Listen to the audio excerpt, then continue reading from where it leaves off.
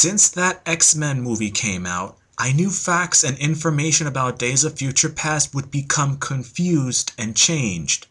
The original comic story, conceived by Chris Claremont and John Byrne in 1981, was considered to be one of the best stories in X-Men comics history. If you've seen the movie and learned about it from there, you need to listen to this narration. If you've not seen the movie and never knew anything about it, then you need to listen to this narration. If you already know about the Days of Future Past, then you need to listen to this narration and remember one of the most definitive stories ever. The Days of Future Past reality has been revisited a number of times by both its original writers and later on those who were so impressed by the work they decided to continue it, or rather add to it. Depending on who you ask, this might have been a good or bad thing. The premise was that Sentinels have control over the entire world and have slaughtered all remaining mutants. Countless millions of innocents have been killed, and the remaining X-Men want to try and change this hell from happening. Phoenix and Kitty Pryde try to go back in time to prevent it. In some ways they actually do, in others they don't. Here is the original timeline with years and events listed.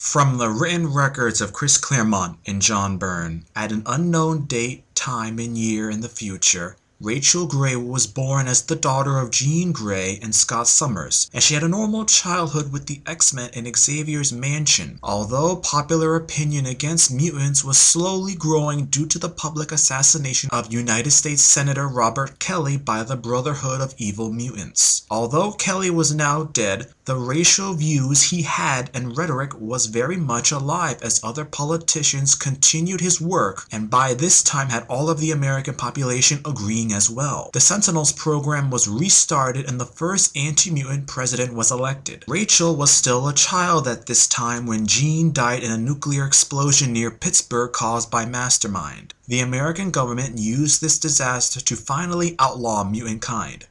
Flashbacks in Excalibur issue 52, Uncanny X-Men issue 141. For a time, the X-Men whose identities were secret could keep their cover of running a school for mutants. For a time, the X-Men whose identities were kept secret could keep their cover of running a school for mutants. But one day the military found out and had attacked right as Nightcrawler and Amanda Sefton were escorting Illyana Rasputin to her school bus. All three were shot dead and Xavier dies when the mansion is destroyed by missiles. Reference in New Mutants, issue 18. The soldiers later searched the debris and found one sole survivor in a now teenage Rachel. She was taken to the labs for a long period of time and had to endure painful tests, drug injections, and attempts to hypnotize and brainwash her. Finally, she gives in and becomes a prototype mutant hunting weapon, a so-called living hound. Ahab, the leading scientist, turned mutants into these mindless slaves whose sole purpose it was to detect and find more mutants and lead the military to them. When not needed, the hounds were held in pens like animals. Flashbacks in Excalibur issue 52, Uncanny X-Men issue 189. During this time, the Sentinels have concluded that the best way to protect humanity is to control it. Those mutants who aren't killed or turned into hounds are transported by cattle cars into concentration camps to await further genetic experiments. Reference in Uncanny X-Men Annual issue 17, Excalibur issue 52. While the telepathic powers Rachel inherited from Jean made her one of the best hounds, but unnoticed by Ahab, Rachel kept a mental connection with each assigned target when they were killed. With each death, this fueled her shame, grief, and anger to the point where she was able to resist her brainwashing and attack Ahab. Even though she was quickly defeated by the Sentinels, she had managed to scar Ahab's face during the process. The following months had Rachel able to resist all attempts of reprogramming her into a hound, and she was finally sent to a concentration camp.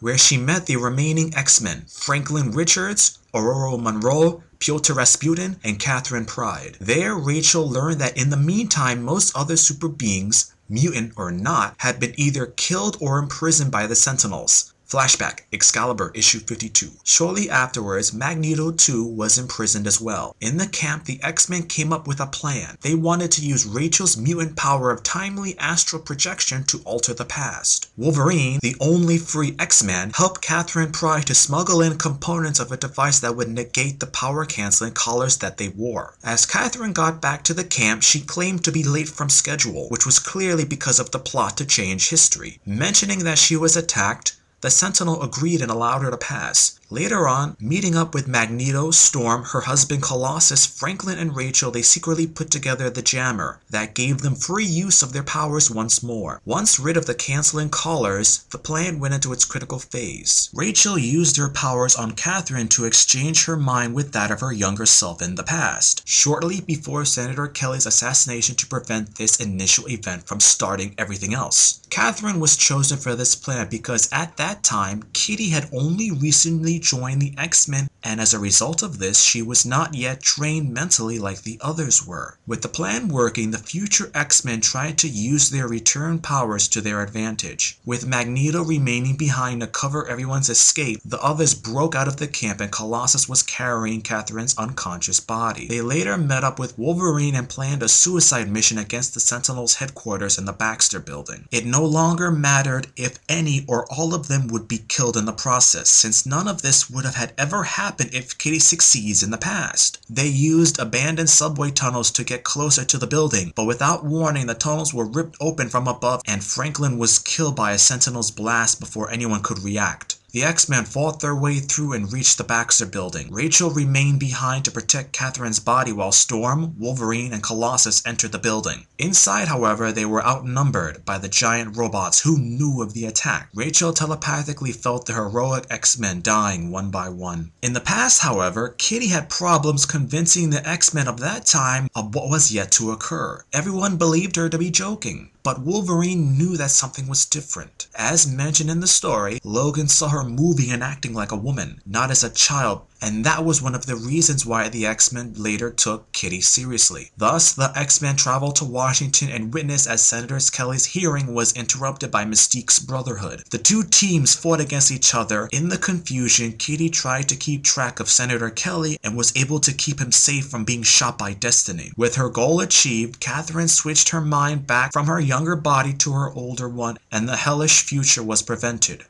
Or was it? Even though Catherine and the X-Men had succeeded in changing the past, the future that they were in was left unchanged. In a safe location, Rachel projected her astral self into the past to investigate, to learn why they had failed. Floating over New York, she discovered that by accident she had sent Catherine into another reality's past. As she prepared to return to the future, she attracted the attention of the Phoenix Force, which was just passing by. At first, mistaking her for Jean, it soon discovered that this was the future daughter of Jean with a similar psychic resonance. Astonished by this timely anomaly, the Force probed deeper and found out about her life and the pain and misery that Rachel had endured, yet she had never given up against everything in front of her. The Force was reminded of Jean, and naturally impressed by another such passionate creature, it decided to follow Rachel into her future timeline. Back in the future, Rachel passed out from the strain of the journey and the Force revealed itself to Catherine. She herself had nothing left to live for, but asked the Force to give Rachel a fresh start. The next day, Rachel and Catherine disguised themselves as Colonel Carol Danvers in a Hound